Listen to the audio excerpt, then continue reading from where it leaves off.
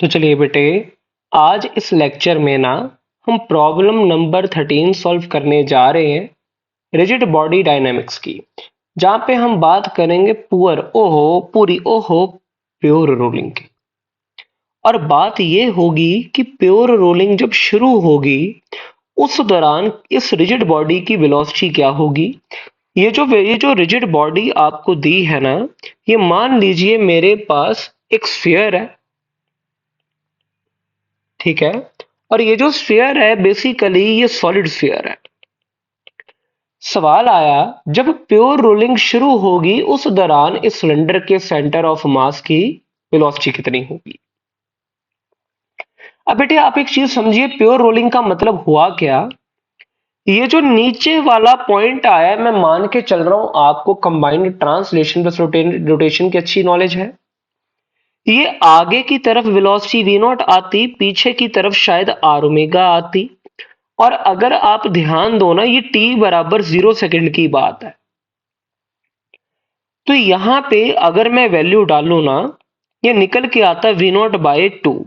अब देखो बेटे, आगे रफ्तार ज्यादा है, पीछे कम है। ये नीचे वाला पॉइंट शायद रेस्ट पे था, तो ये जो ऊपर वाला पॉइंट आया ये आगे स्लिप करेगा। ये फॉरवर्ड स्लिपिंग का केस है। मैं मान के चलता हूं मेरे बच्चे को ये बात समझ आती है। अब ये वाला पॉइंट आगे जा रहा है एक हिसाब से v0/2 से, ये रेस्ट पे, ये t बराबर 0 की बात है।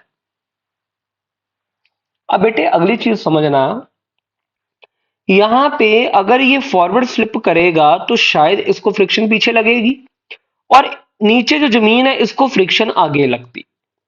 खैर ये सारी बातें तो ठीक है, मैं कुछ और बातें बताऊं। नीचे की तरफ लगता mg शायद ऊपर की तरफ लग रहा होता नॉर्मल। इस पूरी प्रॉब्लम को सॉल्व करने के दो तरीके हैं। एक है फोर्स मेथड, जो आप मुझे कमेंट सेक्शन में बताने वाले हो, जो मैं आपको देने वाला हूं, डू इट योरसेल्फ। और एक शॉर्ट ट्रिक है जो मैं आपको समझाने जा रहा हूं। शॉर्ट ट्रिक नहीं, बेसिकली ये इंटेलिजेंट ट्रिक है। आप क्या करो, एक पॉइंट ए ना यहां पे मान लो। फायदा क्या होगा, जो mg है शायद n के बराबर आएगा, नॉर्मल के बराबर आएगा। mg के चलते टॉर्क लगता क्लॉकवाइज, नॉर्मल के चलते लगता एंटी क्लॉकवाइज। तेरे को ये बात समझ आ रही है। और ये इक्वल एंड ऑपोजिट आते कट जाते, बट जो फ्रिक्शन है वो शायद पॉइंट ए से पास कर जाए।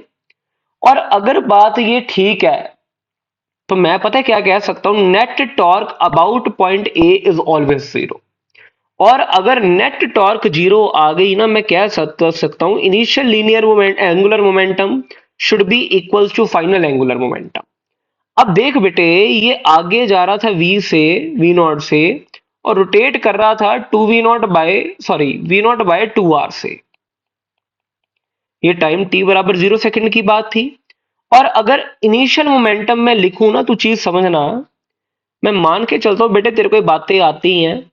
अब इनिशियल मोमेंटम एक लिखा जाएगा ऑर्बिटल एंगुलर मोमेंटम, और एक लिखा जाएगा स्पिन एंगुलर मोमेंटम।